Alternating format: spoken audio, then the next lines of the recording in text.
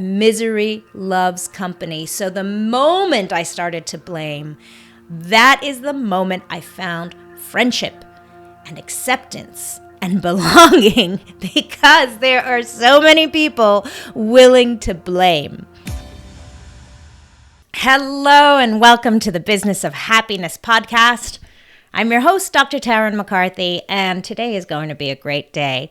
I am so eager to share with you today my story. For those of you who are new to the podcast, this is a little bit of an insight into who I am and what the business of happiness is all about. And for those of you who have been following me all this time, and thank you so much for doing so, you're going to learn a few new things about where this whole venture came from. This is my story, and I'm honored to share it with you. I also, before we get started today, wanted to let you know about something I'm so excited about. On October 1st, I'm kicking off this new challenge, the Positive Self-Talk Challenge. And you can access free access to this 21-day challenge. And the way you find it is on the Business of Happiness Hive. It's my private Facebook group. Just come on over. Request access, ask to be granted access to this Business of Happiness Hive. It's an amazing community where people really are standing up and showing up for themselves and stepping into their greatness and finding happiness and sharing tips and tools on how to do that on an everyday basis. And to all of you incredible leaders out there, business owners who are just seeking happiness in every day and no longer willing to put off your happiness till the weekend, but to feel it every single day, this is the place to go. So join me over on the Business of Happiness Hive private Facebook group and get excited and pumped for October 1st, this 21-day self-talk challenge, positive self-talk challenge.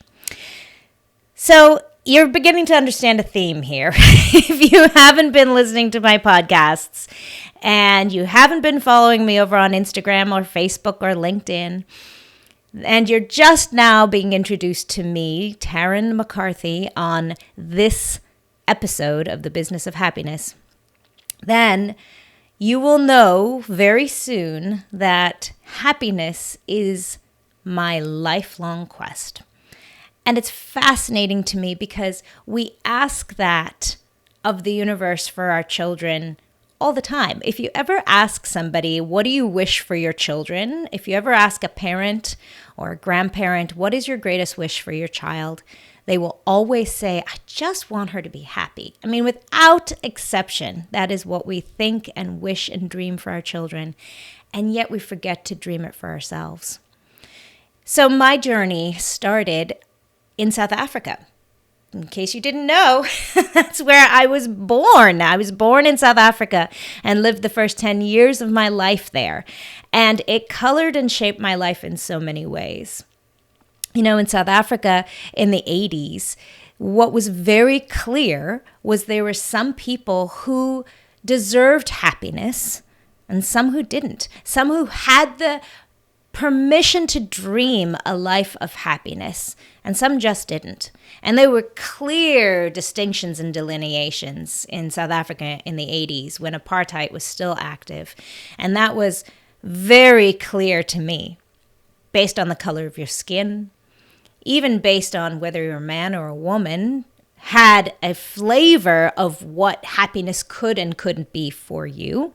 And that was very clear. There was no difference but within either of the sexes. If you were a man, there was one potential for you, and if you're a woman, there was another. And if you dreamt of something, you either were entitled to that dream as a man or a woman, or you weren't. And you were very strictly categorized into those two categories of man or woman, black or white. And those guidelines and those boxes that we were put into were very clear to me.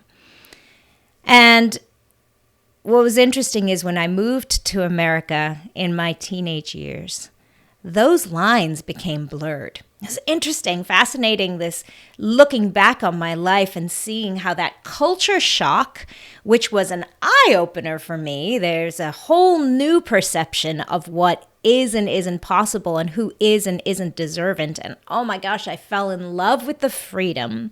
I fell in love with the opportunity and the potential, regardless of the color of your skin, regardless of whether you're a man or a woman.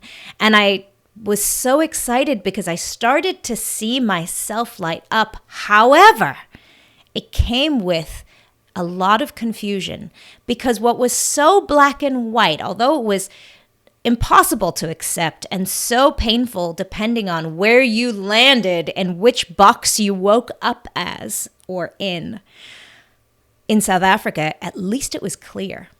But when I came to America and in my teenage years, that clarity was broken down for me and things became a lot more confusing. Because I so badly wanted to fit in. I wanted acceptance. I wanted belonging. I wanted to know that I was validated and valued by my peers. And that in middle school and in early high school is not possible when you have an accent and completely bizarre behavior patterns that belong to another culture. Especially at that time in the 80s when we moved here, there was a lot of discrepancy between the two countries. We didn't live in this very digital age. We didn't have so much accessibility online. People had no idea where South Africa was. In fact, you won't believe this, but people asked me if my mother had a bone through her nose, like a caveman. I mean, ridiculous things. And no one could understand how you could be white-skinned and from Africa. So this was a long time ago, ladies and gentlemen, and the confusion for me was how I wasn't accepted, and I couldn't understand what the algorithm was to be accepted in this new culture. It was beyond me. There were too many rules in middle school and high school in America that I didn't understand, and I tried. Man, did I try. I tried to fit in. And what fitting in meant was breaking down parts of me, undoing parts of me. So one very clear example of that was my great friend Sarah, who has been my friend and to this day is my friend, one of my closest friends. And she was my first friend in America. And she and I practiced in her bedroom how to speak like an American, trying to undo my South African accent self. And that was such a metaphor for what I did throughout my whole life, is trying to undo that uniqueness of me to fit in, to figure out what are the rules, where do I land? And fascinatingly, in doing so, I started undoing a lot of the truths about myself and letting go of an understanding of who I was and what was important to me. And when we do that, when we distance ourselves from the truth about ourselves, we also distance ourselves from that dream that our parents had for us, and that is happiness. Because what I've learned through my life is that happiness is not defined by anything outside of yourself. It's only defined by what's within you. And the more we take ourselves outside of who we are and we strip ourselves from who that beautiful, unique person is in there, the more distanced we become from the truth of what happiness is to us. So this trajectory followed the rest of my life. I started wishing for happiness. In that time and that season of my life, I called that success, and I started dreaming of success. Success, when I get successful, when I become successful, then I'll be happy. I can't wait to be successful. Quotes, air quotes. I can't wait to be quote unquote successful. And so I started wishing and dreaming for something outside of myself and putting off my happiness until I got there.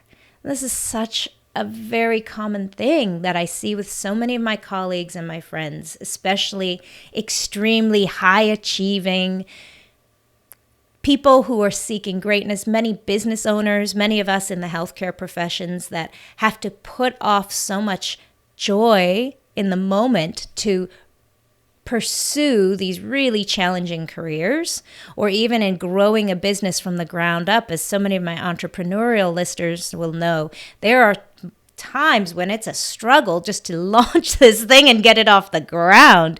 And so for years, you tell yourself, I'm putting off my happiness because when success comes, ta-da, I'll be happy. And that's what I told myself for decades. And what I was doing all along the way, as I did in my teenage years, was put aside the truth of myself. So I started chasing this happiness algorithm that was defined outside of me. I looked to what I thought was happiness in others, and I thought, well, whatever they're doing, I'm going to do. So it looks so happy for these successful dentists to have all this money and freedom and choice and time to play on their boats and their fancy cars and their big houses.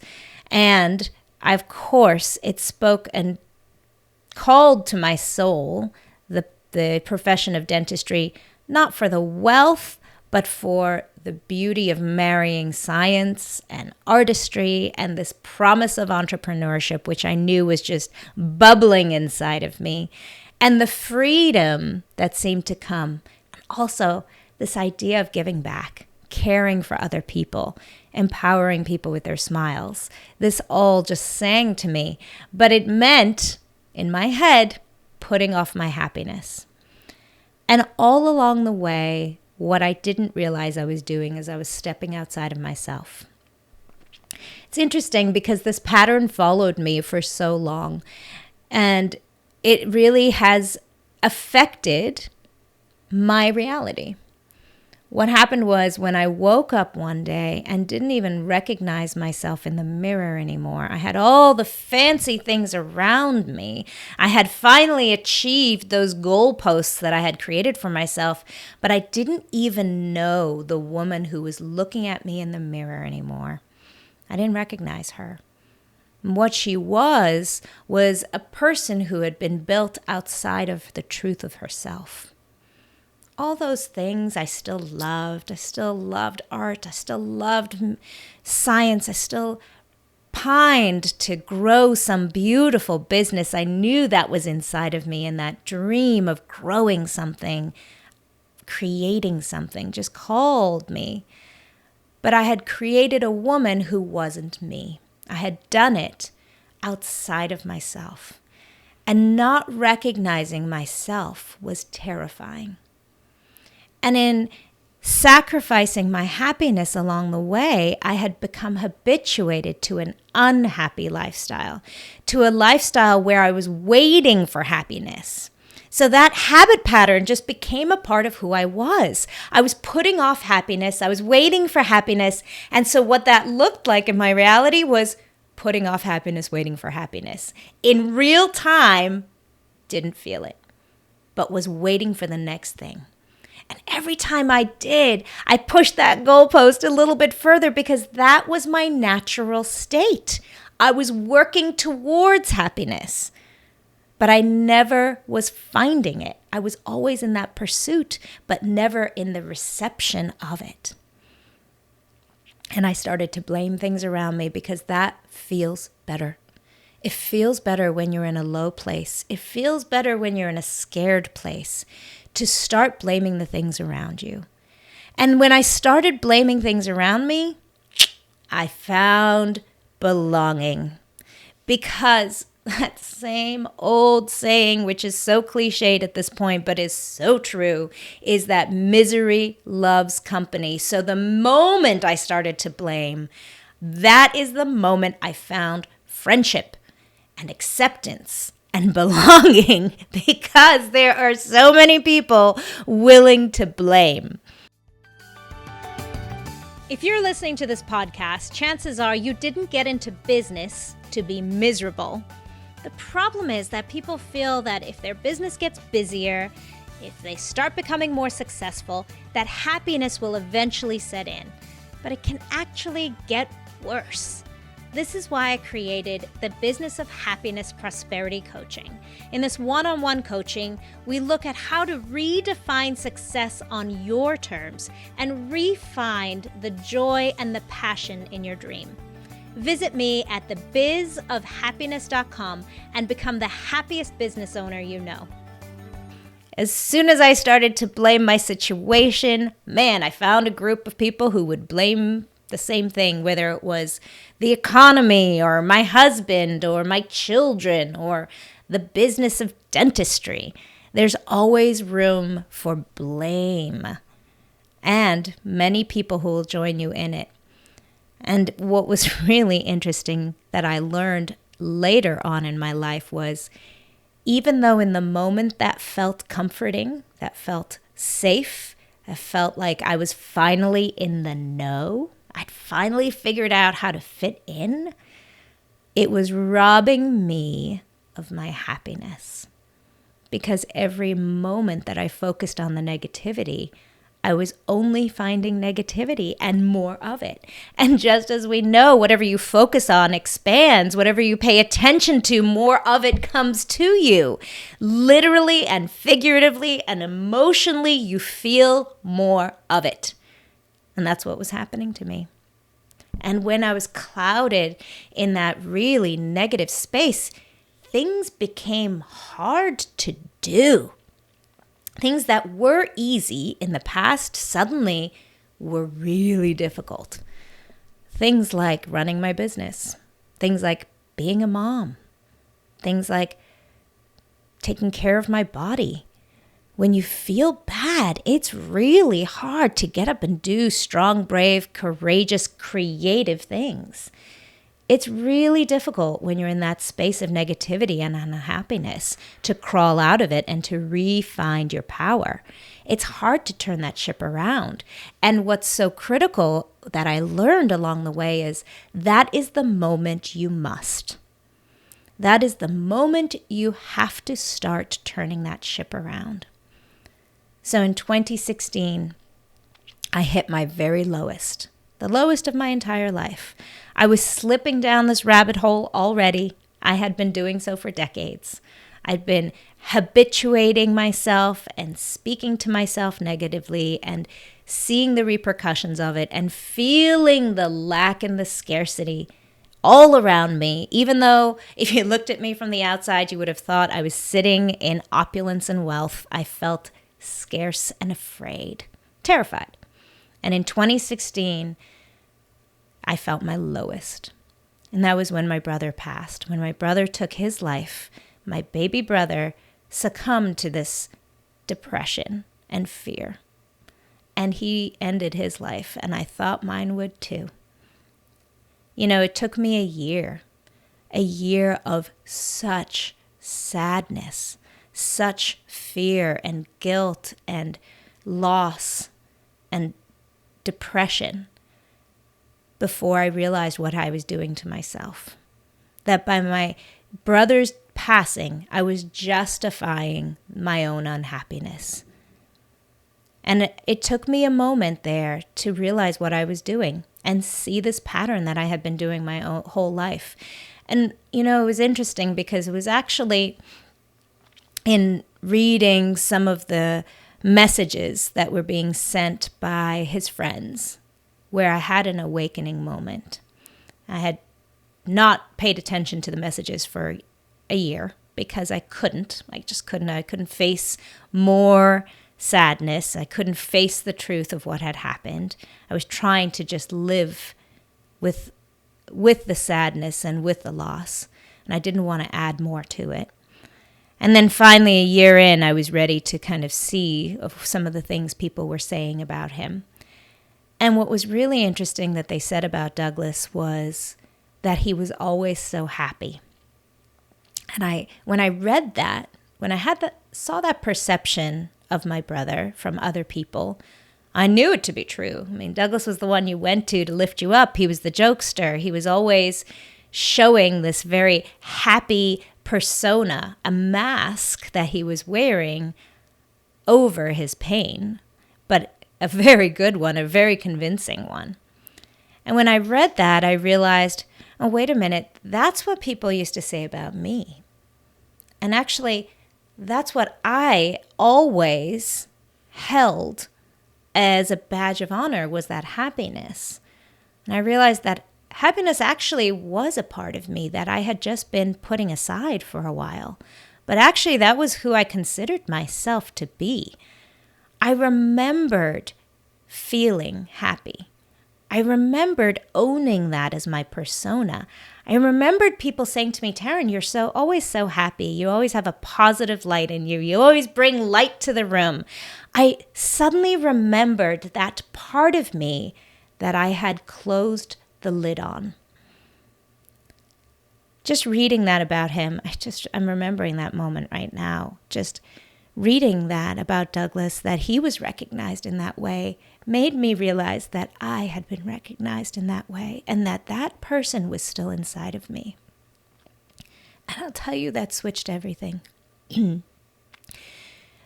That switched everything for me, because I suddenly saw with great clarity the power that I have, that every one of us has, to choose happiness.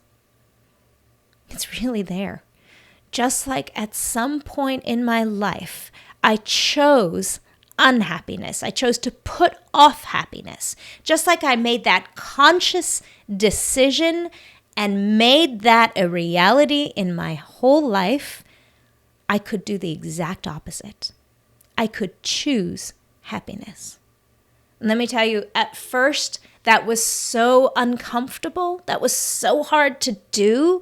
I was still mourning the loss of my brother. I was still feeling the pain of a business going under. I was still feeling the shame of my marriage crumbling. I was still feeling shameful about my body and what I had been doing to it for decades. All of that was still compounding, and it was so hard in the floor and the depths of that pain to suddenly say, now I choose happy. I get it. I've been there. I know how hard it is to turn that behemoth around. But I also knew the spark and the power that can do so. And that's what I started to do. On a very elemental level, I started just noticing the good. I started being grateful for the good, the small things. I started being aware of moments of joy and expanding them. I noticed this in my business. In dentistry, you can do these amazing things all day long and put smiles on children's faces all day long and transform lives and smiles all day long. And one unhappy person, one unhappy comment, one unhappy moment will negatively impact your whole week. I was doing that all the time. I was inflaming and exaggerating these tiny moments of mistakes or accidents or misconceptions and making them define my whole week. And I thought, if I can do that to something negative, I can do that to something positive. I can give myself permission to take that one precious moment and let it grow and think about it and remember it and relive it and feel those feelings. And now, instead of rushing my body with hormones of anger and depression and fear and cortisol and adrenaline, now I can rush my body with peaceful hormones, oxytocin and serotonin and happiness. I thought, I can do this. I can change the chemistry of my body. I can change my thought pattern, and I can change my emotions. And, like any habitual pattern that's being changed, it was hard. My body, my mind, my heart was screaming against it. I was giving myself a million excuses not to feel happy in the moment. And believe me, there are so many out there. But there are so many out there to feel great about. And what I saw happening around me was this ripple effect onto my children, onto my marriage, onto my business, and onto my greater family. I noticed that the more I worked on my happiness, the more it positively impacted the world around me. I noticed the power of our thoughts, the power that each of us have within us. And no, it did not bring my brother back. It didn't. But it did bring back my memories of the great times with him. It did bring back my relationship with him. It did bring back that relationship with myself. I finally refound that little girl that everyone just wished happiness for. And I found her, and I gave her permission for that happiness. And it made all the difference in my life. And that is where this podcast stems from. That is where this movement comes from. It comes from inside of me because I know that it's inside of every single one of us. And if I can, I want to kick off this revolution of happiness because we have denied ourselves of it for too long. And every single one of us, no matter what situation you're in, no matter what the truth of your reality is, there is a potential to color and to change your reality. And in fact, you are doing so every single day. Every day, your thoughts and your feelings are coloring your reality, whether you know it or not. And we always have the power to choose differently. Yes, you do. Every moment. And it is a practice, just like brushing your teeth is a practice, just like preemptively caring for your teeth and your gums so that you don't get cavities or gum disease. It is a daily practice that I believe in from the bottom of my heart, and I know that every single one of us has the capability to do so. And that's where I also learned that when you feel good, you can do good. Because when you allow yourself to feel fabulous and great and happy, creativity comes, energy comes. People say to me, Tarryn, how do you do it? How do you run 4 businesses and have 3 children and a fabulous marriage and still find time for play and for vacations? How do you do everything? And you know what it is? It's just feeling great. Because when you feel great, you find the resources. It opens your eyes to opportunities. It opens your eyes to the team around you that you can galvanize to help you see out your dreams. And that's where the beauty of feeling good really steps in, and the power of it really steps in real time, in real money, in real happiness, in real surroundings all around you, and in real relationships. And so this is my gift to you. A little bit of inspiration, a little bit of motivation, a little bit of truth that each of us deserves happiness, regardless of the color of our skin, of the sex between our legs, of the social hierarchy we sit in. Every one of us deserves happiness, and every one of us has the power to find it. Thank you so much for joining me today. Thank you for listening to my story. Thank you for giving me the courage to be brave to share it. And I hope that you feel the courage to share yours. Bye-bye.